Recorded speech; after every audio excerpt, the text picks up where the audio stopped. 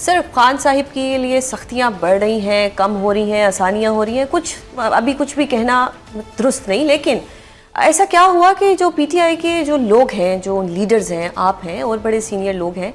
कुछ भी नहीं आप लोग कर पाए कि उनकी फैमिली को अक़वाम मुत्तहिदा तक जाना पड़ गया और फैमिली गई। एक तरफ से खान साहिब के 2 बेटों ने एक पटिशन सी दायर की, दूसरी तरफ बुशरा बीबी की बहन ने उस चीज़ को परसू किया। तो क्या अब हम क्या कहें कि जो क़यादत है वो कुछ नहीं कर पा रही?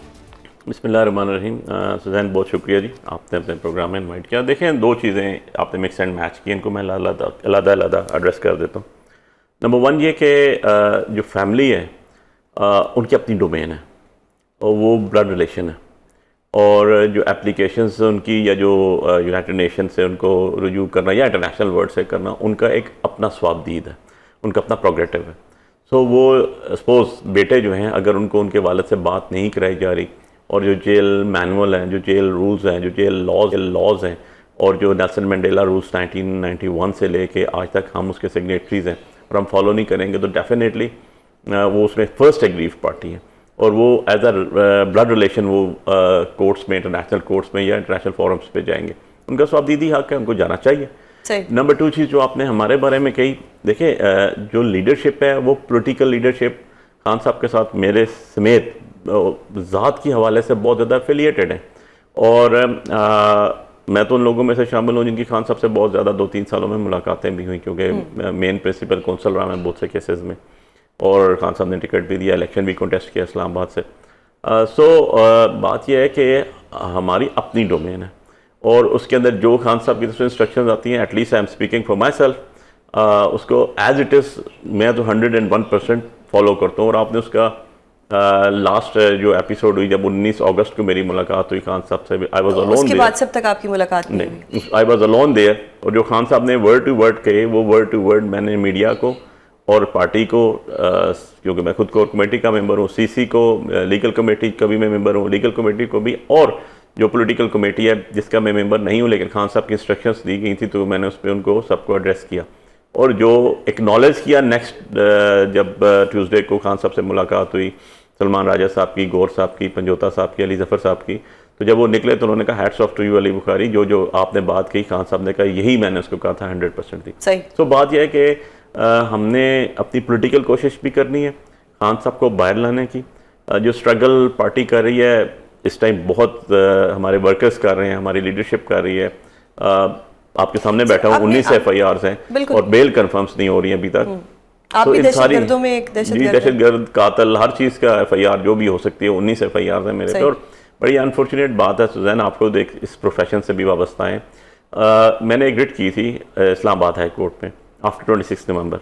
कि मुझे बताया जाए मेरे पे FIRs कितनी हैं। उसमें इसी इस्लामाबाद पुलिस ने और आपकी जो कि supervised by the interior ministry है, सारे इदारों ने ये कहा था कि मेरे खिलाफ 17 FIRs हैं।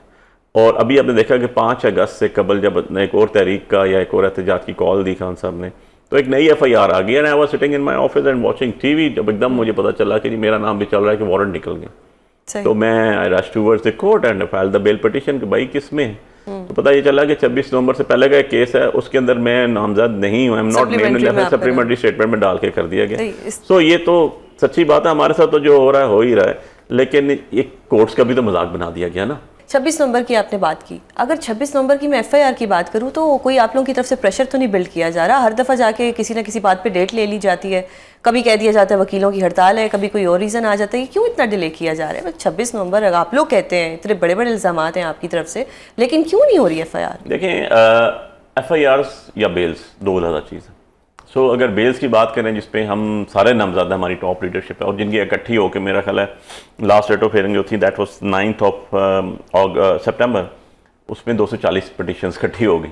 अब इशू ये है कि जितने भी को एक्यूज थे हमारी FIRs में, जो रेड हैंडेड पकड़े गए, फॉर सेक ऑफ आर्गूमेंट्स बात कर रहा हूँ, जो जिनके खिलाफ कोई एविडेंस नहीं पकड़े गए, जिनको 10-10, 20-20 दिन जेल में रखा गया, आइडेंटिफाई हो गए, उन सब की बेल्स मैंने खुद करवाई इस्लामाबाद हाई कोर्ट से। 455+ लोग थे वो, सबकी बेल मैंने करवाई। अब ये नहीं हो सकता कि रूल ऑफ कंसिस्टेंसी में कि आपको वो अंदर भेज देंगे, क्योंकि वो तो लॉज खत्म हो गए, जो बारबेरियन लॉज होते थे कि फर्स्टली आप you send Ali Bukhari behind the bar for nothing, और उसके बाद 10 दिन अंदर लगवा के उसको अच्छा यार अब तुम्हारी बेल हो गई है, when I am otherwise entitle for a bail, the bail must be granted in the liberty अब ये तो एक चीज़ है। अब दूसरी चीज़ ये आ गई कि जो हमारी FIRs थी, देखें ये तो हुकूमत का स्टांस आपके सामने चल रहा है। हम तो ये कहते हैं कि हमारे लोगों को मारा गया।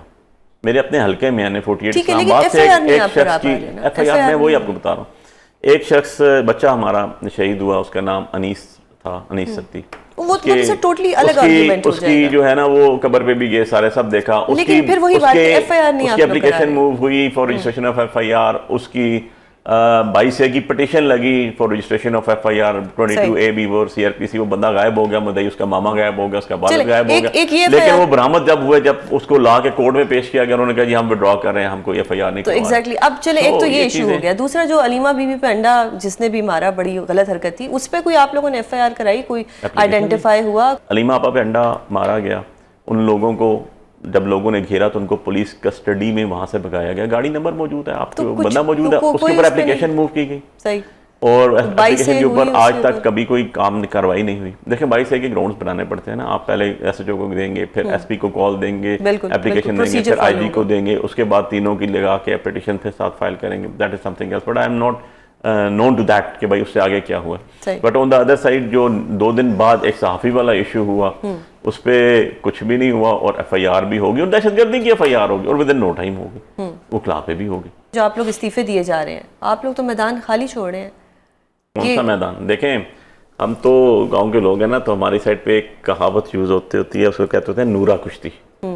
जब चीज़ें सेटल्ड होती हैं, हर चीज़, हाँ 17 सीटों वाला बैठ गए, प्राइम मिनिस्टर उनको बना दिया, CM उनको बना दिया, हम तो पॉलिटिकल लोग हैं ना, हम तो चाहते हैं कि ये सिस्टम ऑफ एंड ऑन आगे चलता रहे किसी तरह, और कुछ तो मेरिट प्रिवेल करे ना यार। मैं आपके सामने बैठा हूँ, 50,000 वोट से जीत के बाहर बैठा हूँ, जिसको जिताया चौथे नंबर वाले को इस्लामाबाद से, पिटीशन हमारी नहीं लग रही, मतलब समहाउ दादर किधर लेके जाए हम चीज़ों को। इसके बावजूद हम लोग बैठे हुए थे यार, चलो कोई चीज़ें शायद दुरुस्त पे आ जाए, और लेकिन एक और सवाल भी कि एक तो ये, अब मैं एक चीज़ आपको इसमें ऐड कर दूँ, हमेशा कोशिश पावर कॉरिडोर्स की होती है कि किसी तरह चीज़ें मैनेज करें, क्योंकि ultimately end of the day सारा इल्ज़ाम उनके शोल्डर्स पे होता है। तो इनके शोल्डर्स तो ऑलरेडी मॉडल टाउन के 14 कत्ल से लेके उससे पहले जब ये फर्स्ट टेन्योर पे और सेकंड टेन्योर पे आए 90s के अंदर भी, तो इनके ऊपर एलिगेशन सबसे पता सुजैन बड़ा क्या था, जब ये एक भाई PM था और दूसरा भाई CM था, एक्स्ट्रा जुडिशियल किलिंग। एक ये भी कहा जा रहा है कि अचकज़ई साहब जो हैं वो फिलहाल PTI से कुछ नाराज़ हैं, क्योंकि उन्हें ऑपोजिशन लीडर बनाना था, और उसके बाद कहा गया कि जी जब तक हमारी ये जो अपीलें हैं या जो स्टे है इसके ऊपर फैसले नहीं हो जाते तब तक हम कुछ नहीं कर सकते। तो ऐसा क्यों होता है? मोहम्मद जुबैर साहिब को भी जब वो प्रेस कॉन्फ्रेंस करने जा रहे थे किसी ने कॉल करके रोक दिया, अब अचकज़ई साहब को भी नाराज़ कर दिया, तो ये पार्टी के अंदर क्या चल रहा है कि इतना डिसिप्लिन का इशू क्यों आ जाता है? देखिए सुजैन, अचकज़ई साहब मेरा नहीं ख्याल के नाराज़ है, उसकी वजह ये है कि मैं नहीं, उसकी वजह ये है कि मैं ही मैसेज लेकर आया था, मुझे ही खान साहब ने कहा था, मैंने आके नाम बताया। अब चीज़ इस तरह है कि बिल्कुल खान साहब ने 101% ये मैसेज दिया था, और मैंने इसी तरह एज इट इज़ कन्वे किया था कि जब तक उमर अयूब खान साहब और शिबली फराज साहब की कोर्ट प्रोसीडिंग्स चल रही हैं, तब तक हमने किसी को अपोजिशन लीडर नहीं बनाना इन बोथ हाउसेस। प्लस उनको बचाने के लिए हमने टॉप एंड तक लीगल फाइट करनी है, अपना एड़ी चोटी का जोर लगाना है कानूनी सतह पे, और अगर खुदा ना खास्ता वो नहीं रहते, उनकी ये पोजीशंस नहीं मेंटेन रहती, और हमें मजबूरी होती है कि हमने कोई leaders of the opposition in the national assembly as well as the senate बनाना है, अपर हाउस और लोअर हाउस में, तो देन उन्होंने 2 नाम कोर्ट किए थे।